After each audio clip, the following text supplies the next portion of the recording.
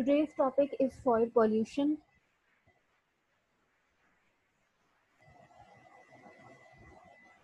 तो सबसे पहले तो स्टूडेंट समझने की ज़रूरत है कि व्हाट इज़ सॉइल।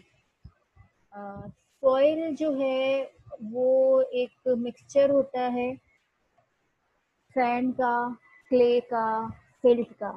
ठीक है, जो आप मिट्टी देखते हैं वो मिट्टी के जो ज़र्रात देखते हैं, दीज आर जस्ट सैंड। और सॉइल जो है वो सिर्फ सैंड नहीं होती, बल्कि वो बहुत सारी चीज़ों का एक मुरक्कब होता है, एक मिक्सचर होता है। तो सॉइल की जो कॉम्पोजिशन है उसमें कुछ इनऑर्गेनिक मैटर शामिल होता है, कुछ ऑर्गेनिक मैटर शामिल होता है, वाटर होता है, उसमें एयर ट्रैप्ड होती है सॉइल के अंदर। ठीक है, और इसके अलावा बहुत सारे लिविंग ऑर्गेनिजम्स भी उस सॉइल की कॉम्पोजिशन है, पार्ट है। जैसे माइक्रो ऑर्गेनिजम्स या आपके जो मीजो ऑर्गेनिजम्स होते हैं, इंटरमीडिएट ऑर्गेनिजम्स होते हैं, वो सॉइल का पार्ट होती है।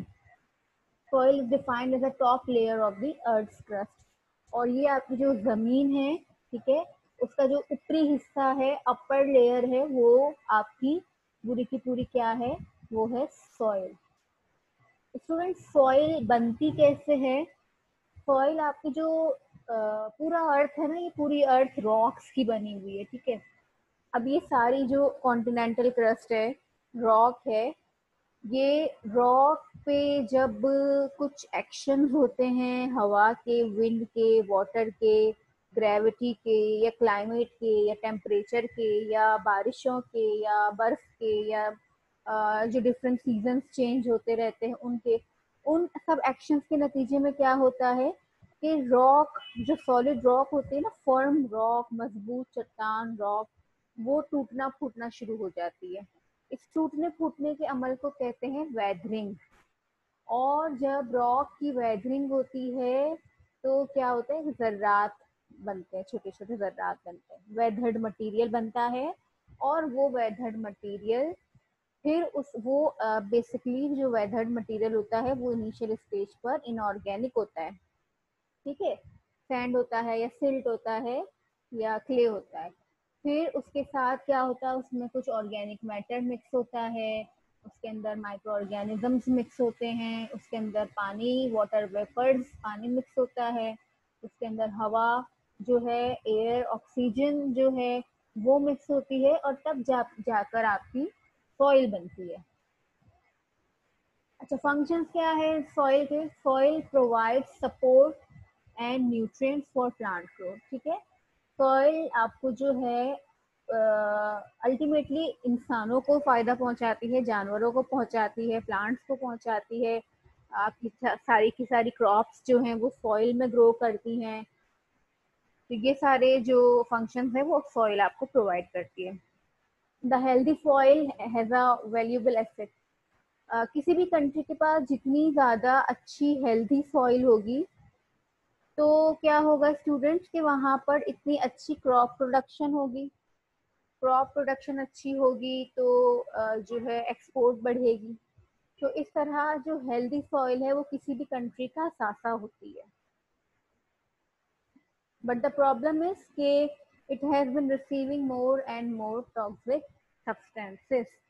ठीक है, जैसे कि हमारी दूसरी चीजें, एनवायरमेंटल कंपार्टमेंट्स है आपके जितने दूसरे, वो पॉल्यूटेड हो रहे हैं, वो टॉक्सिक हो रहे हैं, वो खराब हो रहे हैं, वो डैमेज हो रहे हैं। जैसे एयर है, वाटर है, इनकी पॉल्यूशन हो रही है।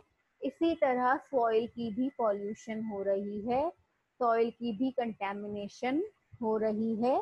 सॉइल में भी toxic compounds, toxic substances, toxic contaminants जो हैं वो बढ़ रहे हैं। So what is soil pollution? It is defined as the buildup in soils of persistent toxic compounds, chemicals, salts, radioactive material और disease causing agents। ठीक है, जब जो आपकी सॉइल है उसके अंदर persistent toxic compounds का कंपाइल अप हो जाना, बिल्डअप हो जाना, जमा हो जाना, एक्यूमुलेट हो जाना, बढ़ जाना, कुछ केमिकल्स का या सॉल्ट्स का या रेडियो एक्टिव मटेरियल का या डिजीज कॉजिंग माइक्रो ऑर्गेनिज्म या कोई और एजेंट उनका बढ़ जाना, जमा हो जाना सॉइल पॉल्यूशन कहलाता है। परसिस्टेंट का मतलब ये होता है जो परसिस्ट करे, डिग्रेड ना हो, अर्थ से खत्म ना हो आसानी से, नॉन डिग्रेडेबल हो, तो वो आपके परसिस्टेंट कहलाते हैं।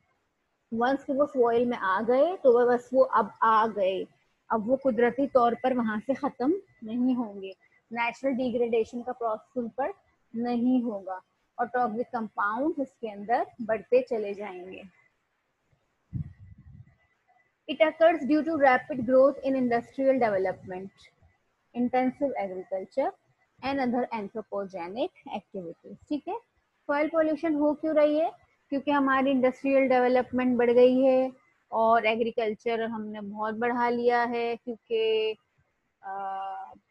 हमारी डिमांड बढ़ गई है खाने पीने की, तो इसलिए हम ज़्यादा एग्रीकल्चर करते हैं, तो ज़्यादा सॉइल पोल्यूशन होती है। और दूसरी अदर एंथ्रोपोजेनिक यानी दूसरी इंसानी कार्रवाइयाँ और जो दूसरी हैं जिसकी वजह से भी सॉइल पोल्यूशन हो रही है। सॉइल पोल्यूशन में change physical, chemical and biological nature of soil, ठीक है, and make it unfit for plant growth, animal and human use.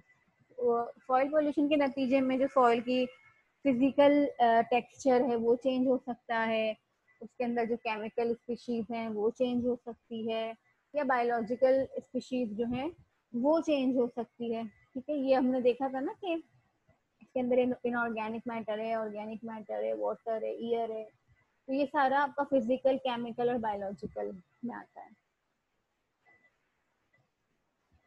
तो ये जब चेंज हो जाएंगी तो मतलब ये कि नेचुरल नहीं रही, नॉर्मल नहीं रही, तो अब क्या होगा, ये सॉइल अनफिट हो जाएगी प्लांट की ग्रोथ के लिए, एनिमल्स की सर्वाइवल के लिए एंड ह्यूमन सर्वाइवल के लिए, क्योंकि एनिमल एंड ह्यूमन डायरेक्टली और इनडायरेक्टली डिपेंड करते हैं सॉइल पर, तो सॉइल खराब होगी तो वो भी मुतासिर होंगे। These pollutants decrease soil quality and disturb the soil's natural balance. इसके अलावा सॉइल पॉल्यूशन को कैसे डिफाइन किया गया है कि the presence of toxic chemicals, toxic chemicals को आप पॉल्यूटेंट्स भी कह रहे हैं, कंटेमिनेंट्स भी कह रहे हैं, in soil in high enough concentration to cause a risk to human health and the ecosystem। Toxic chemicals इतने बढ़ जाएं या वो क्या करे, इंसानी सेहत को और इकोसिस्टम की सेहत को खराब करे, तो हम उसे सॉइल पॉल्यूशन कहते हैं। In the case of contaminants which occur naturally in soil, even when their levels are not high enough to cause a risk, soil pollution is still said to occur if the level of the contaminants in soil exceed the level that should naturally be present। ठीक है, contaminants की तादाद, मिकदार, quantity अगर जो normal होनी चाहिए थी naturally उससे बढ़ जाती है तो वो सॉइल कंटेमिनेशन या सॉइल पोल्यूशन कहलाएगी। चाहे वो जो कंटेमिनेंट्स की तादाद अभी इतनी नहीं हुई है कि वो कोई जो है वो डैमेज कॉज करे इंसानी जान पर, लेकिन अपनी क्वांटिटी जितनी इसकी डिफाइन की गई है अल्लाह ताला की तरफ से सॉइल में जितनी होनी चाहिए, हर चीज बैलेंस में होती है ना, तो अगर वो बैलेंस खराब हुआ तो उसको हम सॉइल पोल्यूशन कहेंगे, चाहे वो अभी रिस्क है या नहीं है, यानी चाहे अभी वो इंसान को नुकसान पहुंचा रही है नहीं पहुंचा रही, जानवर को नुकसान पहुंचा रही है नहीं पहुंचा रही, या प्लांट्स को नुकसान पहुंचा रही है या नहीं पहुंचा रही, लेकिन ये सॉइल पोल्यूशन कंसिडर की जाएगी। ऑल सॉइल्स वेदर पॉल्यूटेड और अनपॉल्यूटेड, ठीक है, contain a variety of compounds, contaminants which are naturally present। Soil में पॉल्यूशन हो ना हो लेकिन उसमें कुछ ऐसे कंटेमिनेंट्स मौजूद होते हैं जो कि नेचुरली होते हैं, किसी इंसान ने नहीं डाली, कुदरती तौर पर कंटेमिनेंट्स उसमें मौजूद है, कुछ केमिकल्स उसमें कुदरती तौर पर मौजूद है, कुछ माइक्रो ऑर्गेनिज्म उसमें कुदरती तौर पर मौजूद हैं। मिसाल के तौर पर सच कंटेमिनेंट्स इंक्लूड मेटल्स हैं, उसमें इनऑर्गेनिक आइंस हैं, सॉल्ट्स हैं, फॉस्फेट्स है, कार्बोनेट्स है, सल्फेट्स है, नाइट्रेट्स है, इसके अलावा बहुत सारे ऑर्गेनिक कंपाउंड्स भी है उसमें, ये तो इनऑर्गेनिक हो गए। ऑर्गेनिक कंपाउंड में अभी सॉइल की कॉम्पोजिशन पड़ी थी ना, तो यही चीजों से मिलकर तो सॉइल बन रही है। ऑर्गेनिक कंपाउंड में लिपिड्स हैं, प्रोटीन्स हैं, DNA, fatty acid, hydrocarbons, PAHs, poly aromatic hydrocarbons, alcohols वगैरह। ठीक है, these compounds are mainly formed through soil microbial activity and decomposition of organisms, for example plants and animals। तो ये कहाँ से आते हैं ये ऑर्गेनिक और इनऑर्गेनिक कंपाउंड्स? देखिए, एक तो नेचुरली जो है रॉक जो होती है वो क्या है, रॉक्स किससे बनी होती है, वो कुछ मिनरल से बनी होती है, कुछ एलिमेंट से बनी होती है, तो ऑलरेडी वो केमिकल्स तो वहां से आ गए। फिर उसके बाद दूसरा नेचुरल प्रोसेस क्या होता है स्टूडेंट, डिकम्पोजिशन का। जमीन के अंदर जो है इंसानों को दफन किया जाता है, जानवर दफन हो जाते हैं, प्लांट्स है वो मर जाते हैं, तो वो जमीन पर ही डिकम्पोज होना शुरू हो जाते हैं। तो माइक्रो ऑर्गेनिजम्स इनको जब डिकम्पोज करते हैं तो उसके नतीजे में आपको ये वाली चीजें, ऑर्गेनिक मैटर जो आपका सारा है, प्रोटीन, डीएनए, फैटी एसिड और ये सब कुछ मिलता है naturally. Additionally various compounds get into the soil from the atmosphere. इसके अलावा जो है और कहाँ से आ रहा है, नेचुरली एटमॉस्फेयर से आ रहा है। For instance with precipitation water, जैसे बारिशें हो रही हैं तो बारिशों के साथ जो केमिकल कंपाउंड्स में आ रहे हैं, कंटेमिनेंट्स में आ रहे हैं। एयर बहुत ज़्यादा पॉल्यूटेड है तो वो बारिशें वो एयर को वॉश करती हुई सारे पॉल्यूटेंट्स जो है वो लेकर आ रही है और ज़मीन में आकर वो उसको डंप कर रही है। इसके अलावा as well as by wind activity, या हवाएं चल रही है तो हवाओं के जरिए न्यूट्रिएंट्स जगह जगह से, दूसरे सेडिमेंट सॉइल कहीं और से उड़ के इधर सॉइल में आ रही है। इस तरह भी जो है वो कंटेमिनेंट्स नेचुरली आपकी सॉइल में ऐड हो रहे हैं। और other type of soil disturbances and from surface water bodies. अच्छा, इसके अलावा कहीं फ्लड आया, सही है, पानी सरफेस वाटर बॉडीज पे ये रन ऑफ हो रहा है तो क्या होगा, उसके नतीजे में भी पानी के साथ सारे कंटेमिनेंट्स आएंगे, सॉइल में जज्ब हो जाएंगे और उसके अंदर टॉक्सिक कंपाउंड्स जज्ब हो जाएंगे सॉइल के अंदर। And shallow ground water flowing through the soil. इसके अलावा ग्राउंड वाटर भी होता है जमीन के अंदर। अगर ग्राउंड वाटर खराब है तो उसकी वजह से भी ग्राउंड वाटर के ऊपर की जो सॉइल है वो भी उस ग्राउंड वाटर को जज्ब कर रही है और इस तरह उसके अंदर भी कंटेमिनेंट्स आ रहे हैं। When the amounts of soil contaminants exceed natural levels, ये तो सारा नेचुरली उसमें आ रहा है, इसमें आप कुछ नहीं कर रहे, लेकिन जब ये नेचुरल लेवल से बढ़ जाए, नेचुरली जो इसकी कंसंट्रेशन अल्लाह ताला ने डिफाइंड रखी हुई है उससे बढ़ जाए तो फिर हम इसे पॉल्यूशन कहते हैं।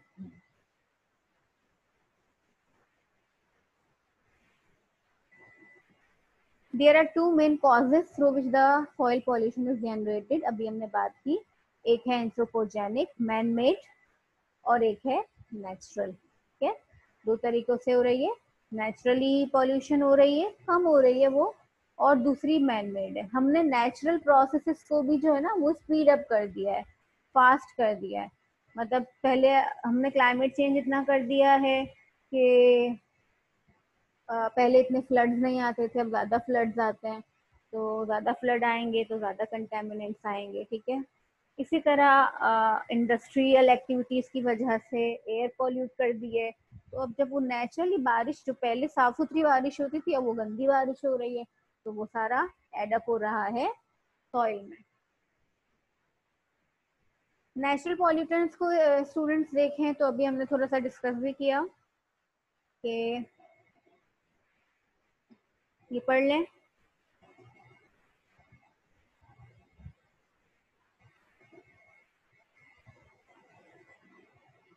नेचुरल एक्यूमुलेशन हो रही है, यानी कि मतलब नेचुरली एक्यूमुलेट हो रहा है सॉइल के अंदर जो आपके कंटेमिनेंट्स हैं वो नेचुरली कैसे आ रहे हैं, अभी हमने पीछे पढ़ा। एटमॉस्फेरिक डिपोजिशन भी हो रही है, रन ऑफ भी हो रहा है और नेचुरली माइक्रोबियल एक्टिविटीज हो रही है ज़मीन के अंदर, ये सारी आपकी नेचुरल रिसोर्सेस है।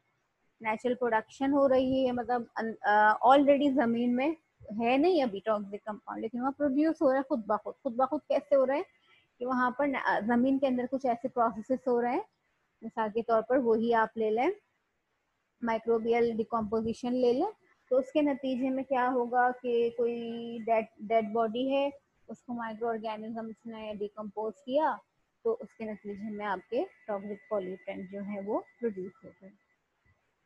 अच्छा, इसके अलावा और दूसरा हो सकता है रन ऑफ वगैरह है, गटर लाइन, सीवर लाइंस होती हैं आपकी, सेवरेज लाइंस होती है, वो उसमें कोई मसला हो गया तो वहाँ से लीकेज हो गई, या ग्राउंड वाटर से आ गया, या सरफेस वाटर से आ गया, तो these are all the natural sources of the pollutants. Man made pollutants क्या होते हैं? Anthropogenic. Anthropogenic soil pollution originates in several types of processes, some deliberate industrial and some accidental। ठीक है, कुछ जो है वो जान के हो रही है, इंडस्ट्रियल जैसे हो रही है एक्टिविटी, उससे इंटेंशनल है, ये जान कर की जा रही है, इंडस्ट्री जान कर चलाई जा रही है, गलती से नहीं चल रही, प्रॉफिट के लिए चल रही है, बिजनेस के लिए चल रही हैं, तो उसके नतीजे में पॉल्यूटेंट्स जनरेट होंगे। और दूसरा एक्सीडेंटल, यानी ना चाहते हुए भी कभी ऐसा इंसिडेंट हो जाता है जिसके नतीजे में सॉइल पॉल्यूट हो सकती है। Accidental spills and leaks during storage, transport, or use of chemicals, for example, leaks and spills of gasoline and diesel at gas station। ठीक है, गैस स्टेशन है, वहाँ कोई धमाका हो गया या एक्सीडेंटल स्पिल हो रही है या लीकेज हो रही है, तो सारा कुछ जो है वो कहाँ जा रहा है? जमीन में जा रहा है, सॉइल को पॉल्यूट कर रहा है। इसके अलावा different industrial and manufacturing foundry activities है, वहाँ पर इंडस्ट्रीज में जो है आप मैन्युफैक्चरिंग कर रहे हैं, उसके नतीजे में वेस्ट प्रोडक्शन हो रही है, धुआं भी निकल रहा है, एसिड रेन भी हो रही है, और उस इंडस्ट्री का वेस्ट जो है वो आप कहीं सॉइल पे ही जाके, ज़मीन पे ही जाके डंप कर रहे हैं, तो उसकी वजह से भी सॉइल पॉल्यूशन हो रही है। माइनिंग एक्टिविटीज़ जो आप कर रहे हैं उसकी वजह से भी आपके माइनिंग के दौरान बेतहाशा टॉक्सिक पॉल्यूटेंट जो है वो जनरेट होते हैं। वहाँ माइनिंग के लिए गाड़ियाँ जा रही होती हैं, माइनिंग वेस्ट निकल रहा होता है, वो सारा वेस्ट जो है आपकी सॉइल को पॉल्यूट करता है। माइनिंग के दौरान आप बहुत सारे हैवी मेटल्स निकल रहे होते हैं, वो सब भी आपकी ज़मीन में जा रहे होते हैं और सॉइल को पॉल्यूट कर रहे होते हैं। इसके अलावा सेवरल कंस्ट्रक्शनल एक्टिविटीज़ है, जिसके नतीजे में जो है आपकी सॉइल पॉल्यूट होती है, कंस्ट्रक्शन होती है, वेस्ट जनरेट होता है, इस वजह से सॉइल पॉल्यूट होती है। एग्रीकल्चरल एक्टिविटीज़ जो है वो द मोस्ट इम्पॉर्टेंट फैक्टर है सॉइल को पॉल्यूट करने का। Agriculture activities involve the diffusion of herbicide, pesticide, insecticide and fertilisers का इस्तेमाल करते हैं, हम आगे इसको डिटेल में देखेंगे। इसके अलावा ट्रांसपोर्टेशन एक्टिविटीज जो हैं वो रिलीज करती है टॉक्सिक व्हीकल इमिशंस होती है, उसके अंदर जो है इमिशन के नतीजे में एयर पोल्यूशन होती है, और air pollution ultimately soil pollution का सबब बनती है, बारिशों के जरिए या हवाओं के जरिए, या जो डायरेक्ट कांटेक्ट होता है हवा का सॉइल के साथ, उसके जरिए भी हो सकती है। इसके अलावा ट्रांसपोर्टेशन में ये भी आता है कि आप टॉक्सिक मटेरियल का ट्रांसपोर्ट कर रहे हो, जैसे पेट्रोल वगैरह को अगर आप ट्रांसपोर्ट कर रहे हो या किसी और चीज़ को, तो एक्सीडेंट कोई हो जाए तो क्या होगा, फिर वो पेट्रोल जो है वो ज़मीन पर ही गिरेगा, स्पिल हो जाएगा और आपकी सॉइल पॉल्यूट होगी। केमिकल वेस्ट डंपिंग है, इलीगल डंपिंग है सारी, इससे आपकी जो है वो डिफरेंट इंडस्ट्रीज से, फैक्ट्रीज से, फार्मास्यूटिकल्स से, टेक्सटाइल इंडस्ट्रीज से, लेदर इंडस्ट्रीज से केमिकल निकल रहे होते हैं, तो उसकी डंपिंग आप करते हो, उससे भी आपकी सॉइल पोल्यूशन होती है। इसके अलावा the storage of waste in landfills as the waste products में leak into the ground water और जनरेट पॉल्यूटेड वाटर। ठीक है, लैंडफिल साइट्स होती है जहाँ पर आप सारा कचरा जाके फाइनली डंप करते हैं। अब लैंडफिल साइट्स वो बनाते ही अब जमीन के अंदर है, तो वो तो डायरेक्टली सॉइल को मुतासर कर रही है। इसके अलावा ग्राउंड वाटर भी इससे खराब हो रहा है, और अगर ग्राउंड वाटर खराब हो रहा है तो फिर ग्राउंड वाटर में जब एवापोरेशन होगी तो क्या होगा, टॉक्सिक वेपर्स बनेंगे और वो वेपर्स जो है वो आपकी सॉइल पर रह जाएंगे। इसके अलावा cracked paint chips falling from building walls, especially lead based paints है, पेंट्स है, पॉलिशेस हैं, तो उसके उसकी कॉम्पोजिशन घरों में ही देख लें, जो पेंट उखड़ रहा होता है, जैसे खुरचन होती है, चूना होता है, वो आपका अल्टीमेटली जमीन पर अगर गिर रहा है तो सॉइल पोल्यूट करेगा। अच्छा जी, the most common chemicals involve in causing soil pollution are, अब हम केमिकल्स की बात कर रहे हैं जो मोस्ट कॉमन है। पेट्रोलियम हाइड्रोकार्बन है, हैवी मेटल है, पेस्टिसाइड्स है और सॉल्वेंट्स हैं। ये मोस्ट कॉमन है जो सॉइल पोल्यूशन का सबब बनते हैं।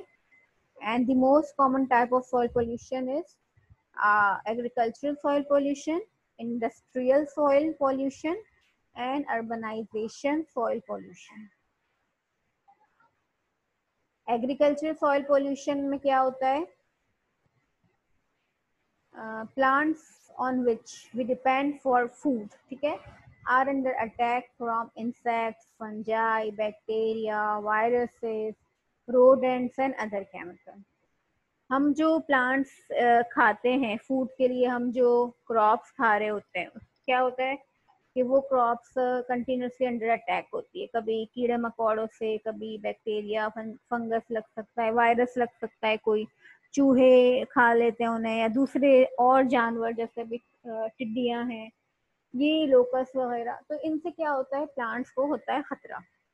तो फिर फार्मर्स क्या करते हैं, उनको किल करने के लिए डिफरेंट पेस्टिसाइड यूज करते हैं, हर्बिसाइड यूज करते हैं।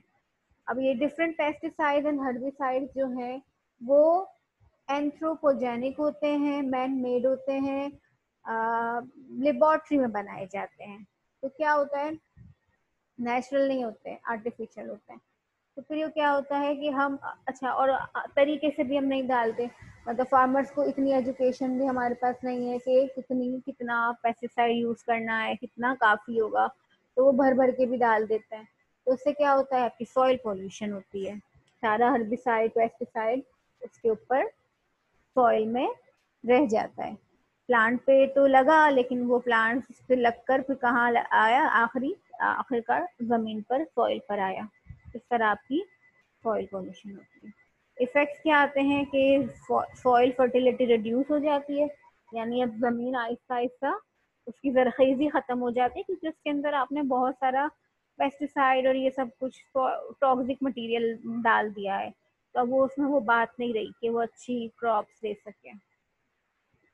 रिड्यूस नाइट्रोजन फिक्सेशन, ठीक है, नाइट्रोजन फिक्सेशन होती है जो है प्लांट्स के अंदर, वो भी मुतासर हो जाती है। लार्जर लॉस ऑफ सॉइल, ठीक है, आपकी बहुत सारी जमीन नकारा होना शुरू हो गई, बहुत सारी आप देखें अब पूरी अर्थ पर ऐसा है कि पहले बहुत अच्छी अच्छी क्रॉप्स मिला करती थी, अब वो बंजर जमीन हो चुकी है, अब वहां पर क्रॉपिंग दोबारा नहीं होती, डेजर्ट बन चुका है वो। रिड्यूस क्रॉप यील्ड, क्रॉप्स जो है वो आपकी रिड्यूस होती है, तो वहाँ के जो रिहायशी है, वो कंट्री, वो लोकल्स, उनपे भी इफेक्ट आता है, और अगर आप एक्सपोर्ट कर रहे थे तो आपकी इकोनॉमी पे भी इसका बड़ा इम्पैक्ट आएगा। तो ये देखें, एक्सेसिव यूज ऑफ फर्टिलाइजर हो रहा है, यहाँ पर भर भर के फर्टिलाइजर डाले जाते हैं। फर्टिलाइजर डालने का मकसद ये होता है ग्रोथ को बढ़ाना।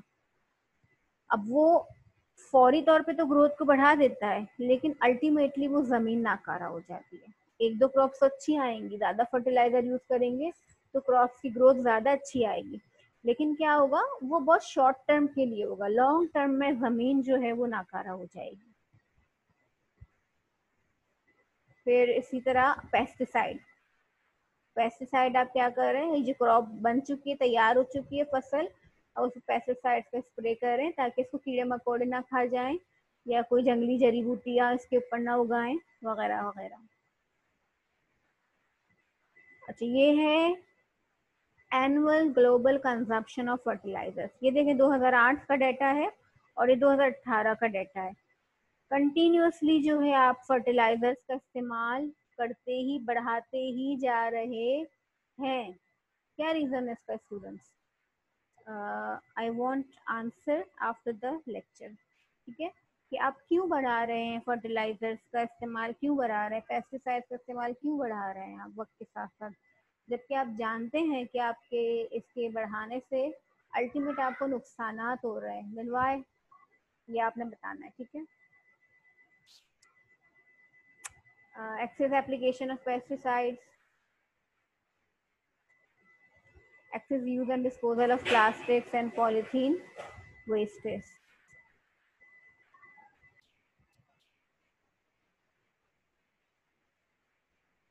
आपने प्लास्टिक का, पॉलीथीन बैग्स का, इन सब का इस्तेमाल बढ़ा दिया है तो उनकी डंपिंग भी बढ़ गई है। उनकी डंपिंग की वजह से आपकी सॉइल पॉल्यूशन ज़्यादा इंक्रीज होती है।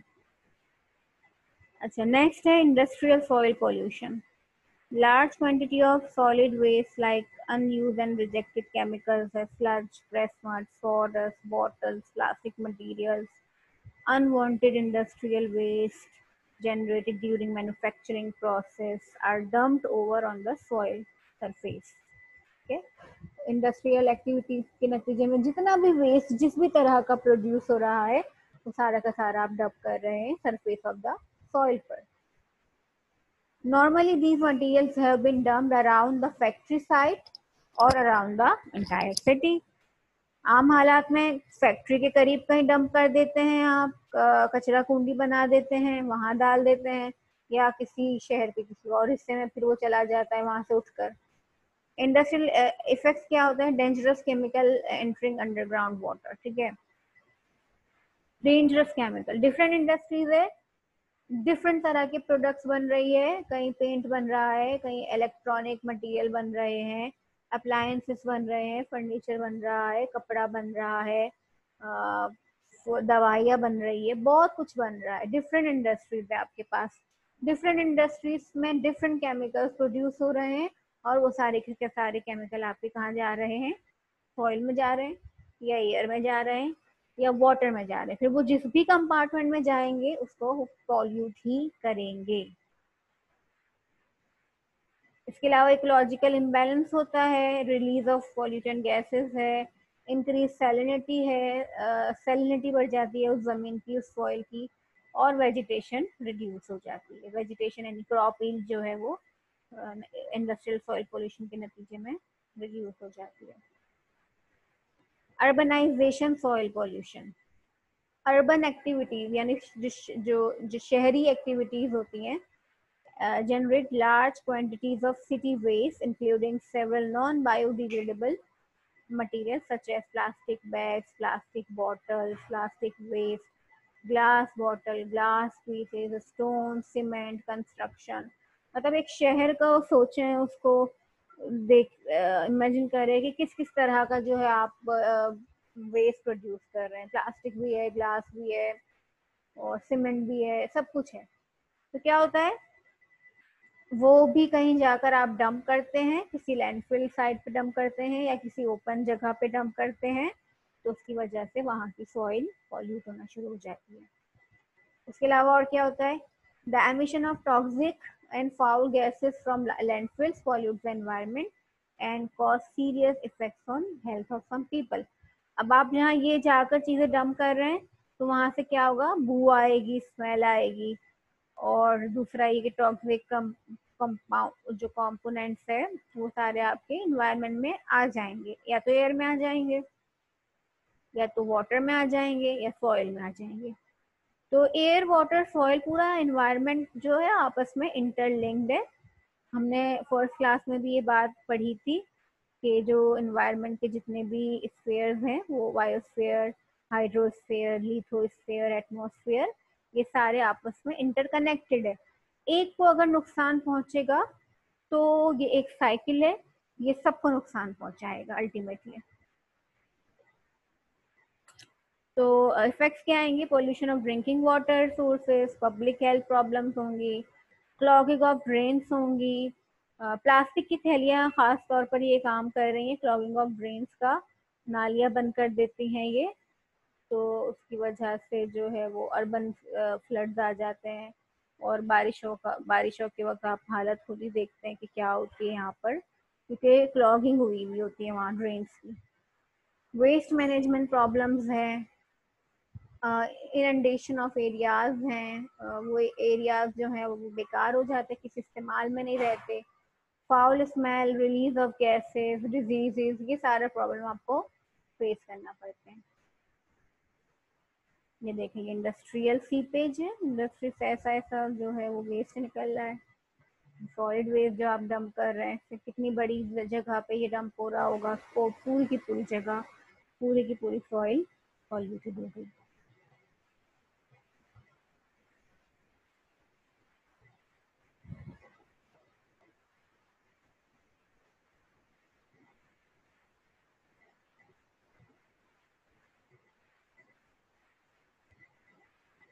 अच्छा, टाइप्स ऑफ सॉइल पॉल्यूटेंट्स देख लेते हैं।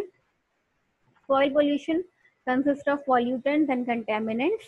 The main pollutants of the soil are the biological agents and some of the human activities. Soil contaminants are all product of soil pollutant that contaminate the soil. Human activities that pollute the soil range from agricultural practices that infest the crop with pesticide, chemicals, to urban or industrial waste or radioactive emission that contaminate the soil with various toxic substances. ये किस तरह के pollutant हो सकते हैं? ये हो सकते हैं बायोलॉजिकल पॉल्यूटेंट या biological agents.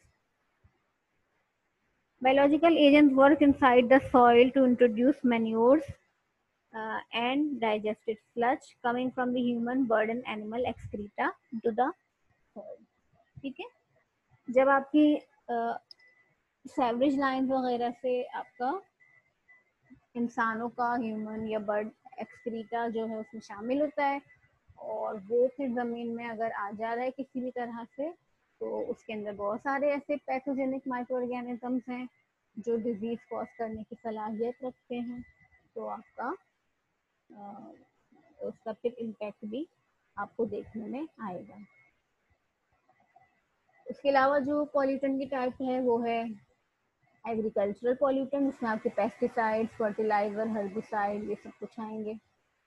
Radio active pollutants आते हैं, जैसे रेडियम है, थोरियम, यूरेनियम, ये सारे भी आपके किसी न किसी इंडस्ट्रियल प्रोसेस के नतीजे में आ सकते हैं। अर्बन वेस्ट के ऊपर अभी हमने बात की, गार्बेज है, रबिश है, जो कि सीवेज है, जो कि किसी डोमेस्टिक या शहरों से उठाया जा रहा है या किसी कमर्शियल इंडस्ट्री से उठाया जा रहा है, तो बाज़ारों से उठाया जा रहा है सारा वेस्ट, ये कमर्शियल में आ जाएगा, ये आप जाके डंप कर रहे हैं, जिसकी वजह से सॉइल पॉल्यूशन होती है। इंडस्ट्रियल वेस्ट, डिफरेंट इंडस्ट्रीज हैं, स्टील इंडस्ट्री है, पेस्टिसाइड इंडस्ट्री है, यहाँ पेस्टिसाइड बनते हैं, टेक्सटाइल है, ड्रग्स हैं, ग्लास, सीमेंट, पेट्रोलियम, ठीक है, are produced by paper mills, oil refinery, sugar factories, petroleum industries, और ये सारी इंडस्ट्रीज, यहाँ से डिफरेंट वेस्ट प्रोड्यूस हो रहा है, वो आप वेस्ट आपका सॉइल पॉल्यूशन कर रहा है। Some of the most hazardous soil pollutants are xenobiotics. अच्छा स्टूडेंट, xenobiotics क्या होते हैं? ऐसे सब्सटेंसेस, ऐसे कंपाउंड्स, ऐसे एलिमेंट्स जो कि नेचुरली नहीं पाए जाते, नेचर में नेचुरली नहीं बनते, बल्कि वो लेबोरेटरी में इंसान बना रहा है, उसको हम xenobiotics कहते हैं। जीनोस ग्रीक वर्ड है, फॉरेनर उसका मतलब है, और बायोस लाइफ, फॉरेनर मतलब ये यहाँ का नहीं, कहीं बाहर से आए, इसी तरह ये नेचुरली नहीं है बल्कि आर्टिफिशियली बनाया जा रहा है। तो ये एक बहुत बड़ी प्रॉब्लम कॉज करते हैं, क्योंकि जीनोबायोटिक्स जो है परसिस्टेंट होते हैं ज़्यादातर इन्वायरमेंट में, क्योंकि नेचुरल नहीं होते ना, तो नेचुरल इन्वायरमेंट को आता ही नहीं है उनको डिग्रेड करना, आर्टिफिशियल है। लैब मेड है, तो क्या होता है कि नेचर को पता ही नहीं है कि इनको डिग्रेड कैसे करें, क्योंकि नेचर के लिए तो ये फॉरेन है, बाहर का पार्टिकल, उसको पता ही नहीं है कि इसको खत्म कैसे करना है। तो ये प्रॉब्लमेटिक होता है। और ये ज्यादातर जो है कार्सिनोजेंस है, यानी कैंसर कॉजिंग एबिलिटीज होती हैं इनमें। तो ये आपके कुछ पॉल्यूशन और उनकी परसेंटेजेस हैं। जैसे हाइड्रोकार्बन है, जो 42% सॉइल में हाइड्रोकार्बन हैं। 42% जो पॉल्यूटेंट्स हैं सॉइल के अंदर, वो हाइड्रोकार्बन हैं नेचर में। 31% हैवी मेटल्स हैं, फिर मिनरल ऑयल है और बाकी दूसरी चीज है।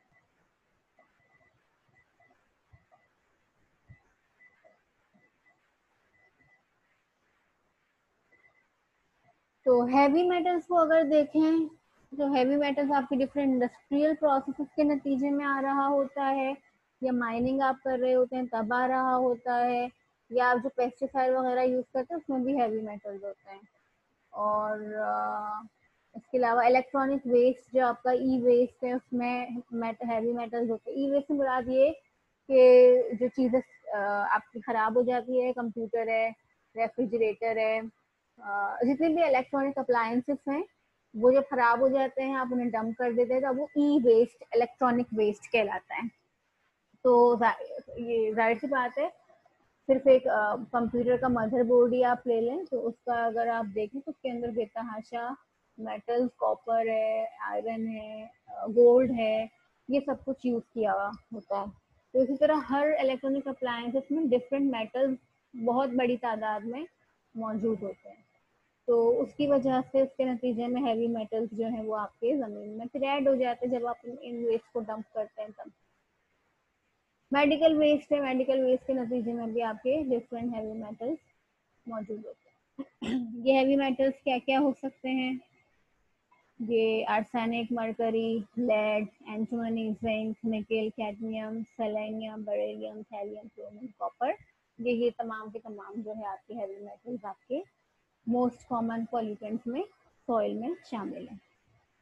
That is 31%। इसके अलावा polycyclic aromatic hydrocarbon, also known as PAHs। तो ये जो है, ये इनमें कार्बन और हाइड्रोजन एटम्स होते हैं इन केमिकल स्पीशीज में, और एरोमेटिक रिंग्स होती हैं इनके स्ट्रक्चर में। कॉमन जो पीएचएस है वो है नैफ्थलीन, एंथ्रेसीन, फेनिलीन, और इस तरह के जो कंपाउंड हैं, ऑर्गेनिक कंपाउंड हैं। तो ये फिर जो है कैंसर कॉजिंग भी होते हैं, और इंसानों में जो है दिल की बीमारियां भी करते हैं।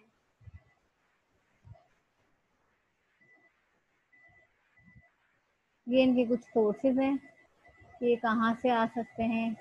तो ये कोक कोल इंडस्ट्री से आ सकते हैं, व्हीकल इमिशन, सिगरेट स्मोक में होते हैं। तमाम की तमाम एक्टिविटीज जब होंगी तो पीएचएस फॉर्म होंगे, और सॉइल में फिर डंप होंगे तो पॉल्यूशन होगा। इंडस्ट्रियल वेस्ट में आपके डिफरेंट केमिकल्स आ जाते हैं, जैसे क्लोरिनेटेड इंडस्ट्रियल सॉल्वेंट्स हैं, डाईऑक्सिन्स हैं, पेस्टिसाइजर्स हैं, डिस्पर्जेंट्स हैं, ये सब कुछ पीसीबीज हैं। ये सारे के सारे आपके इंडस्ट्रीज के वेस्ट में मौजूद हो सकते हैं। डिफरेंट वाटर में भी निकल सकते हैं, ये एयर में भी निकल सकते हैं इंडस्ट्री से, और इसके अलावा ये जो है डायरेक्ट भी डंप किए जा सकते हैं। तो ये वाले केमिकल में मौजूद होते हैं इंडस्ट्रियल वेस्ट में। इसके अलावा बेंजीन है, मिथाइल बेंजीन है, तो ये सारे कार्सिनोजेंस होते हैं, कैंसर कॉजिंग एबिलिटीज होती है इन तमाम के तमाम जो कंपाउंड्स में। पेस्टिसाइड जो हैं, वो क्या होते हैं स्टूडेंट? पेस्टिसाइड आर सब्सटेंसेस और mixture of substances that are used to kill और inhibit the growth of pest. ठीक है, पेस्ट साइड, किल करना पेस्ट को। Common common types of pesticide use in agriculture. अब पेस्टिसाइड की डिफरेंट टाइप्स क्या हैं? Herbicide, insecticide and fungicide. Herbicide क्या होता है? हर्ब्स को, अनवांटेड जो वीड्स होती है, अनवांटेड झाड़ियां होती है, अनवांटेड प्लांट्स आ जाते हैं ना जो आपके वांटेड प्लांट्स के ऊपर, उन अनवांटेड को खत्म करने के लिए आप हर्बिसाइड यूज करते हैं। इंसेक्टिसाइड आप कीड़े मकोड़ों को किल करने के लिए करते हैं। फंजिसाइड फंगल ग्रोथ को जो है रोकने के लिए, तो खत्म करने के लिए आप करते हैं।